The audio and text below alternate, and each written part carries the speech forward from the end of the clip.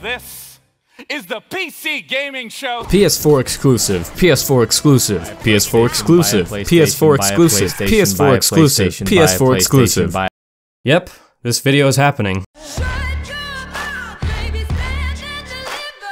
A bit late, but hey, I'm not the type to meet deadlines, now am I? So E3 spelled backwards is also E3. Haha, this video is already garbage. I never know how to start videos, so let's just cut to shit and get right into it. Number 5.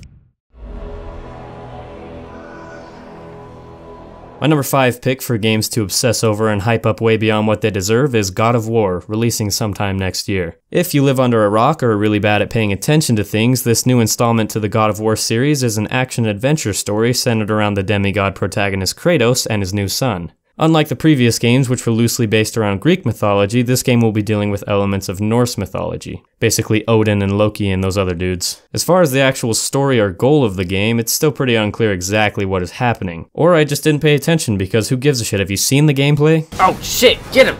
Damn it, spinning around, holy shit. Oh my god, he's chopping them in half. Now you're probably thinking I've got some spicy gems lined up for the next 4 picks if God of War is this low on the list, but get ready to be fucking disappointed. God of War is at number 5 because I've never owned a PlayStation before and thus never experienced a God of War game. So the fact that it's even on this list is a miracle in and of itself, because in order to play this game I'm going to have to buy an entire fucking console. But look at that snake monster thing! I think I've actually found something bigger than my own ego. Still not half the size of my cock. Wait, they made the Loch Ness Monster a real thing?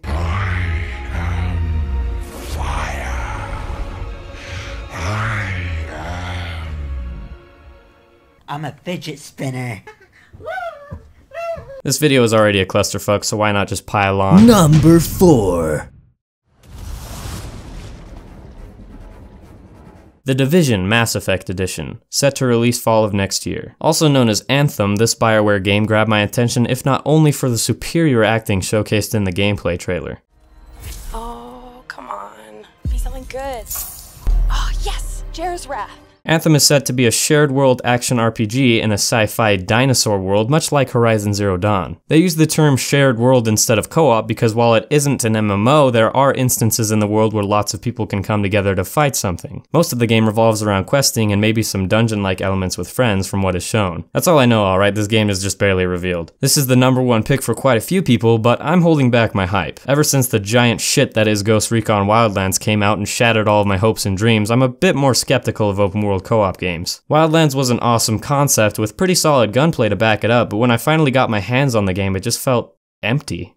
Everything was super spread out and repetitive, and I still haven't even breached 5 hours played in the full game. Now it's way too early to tell what Anthem will be like, but regardless, I'm keeping my hype at a minimum. Maybe if they would have actually fought that big ass dinosaur looking thing, that would have been pretty lit, as the kids say. Number 3.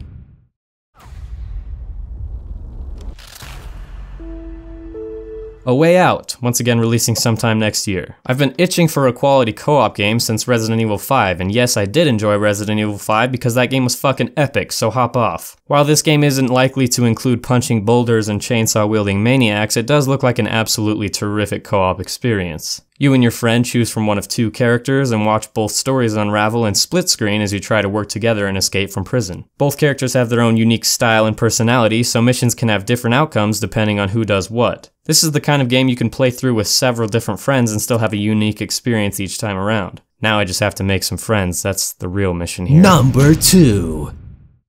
Could you quit fucking interrupting me? I'm actually trying to talk and it's really annoying. Kill yourself. Okay, moving on.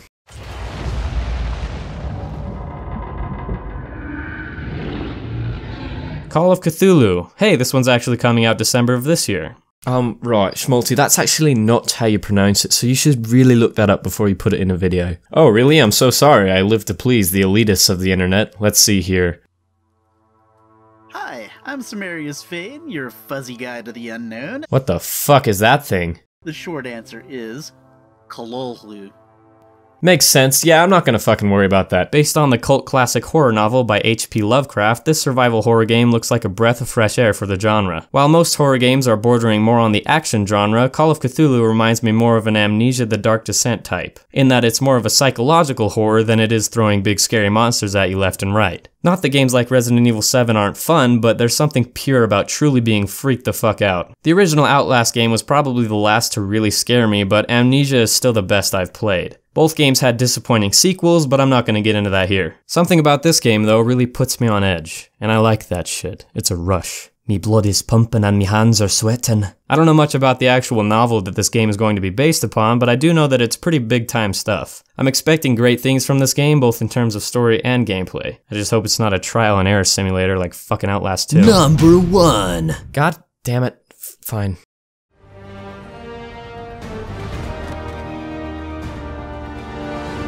Nope.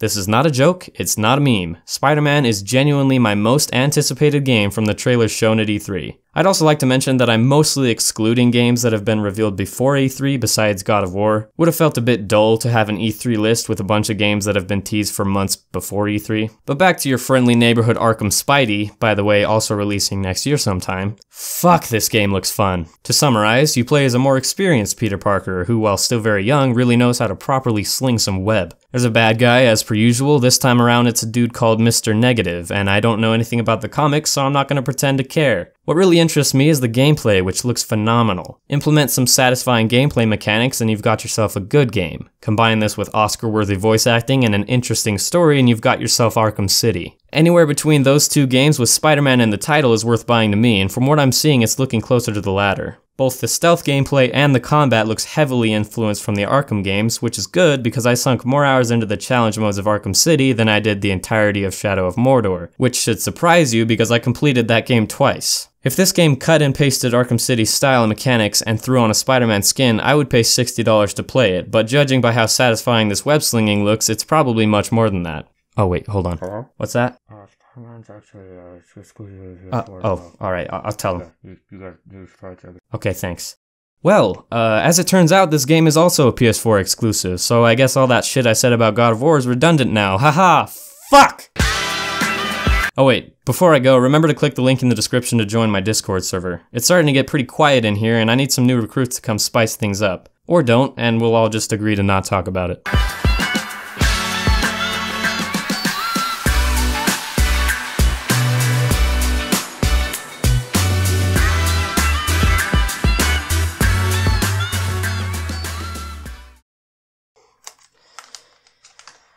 Fuck me, that was a lot of fucking stuff.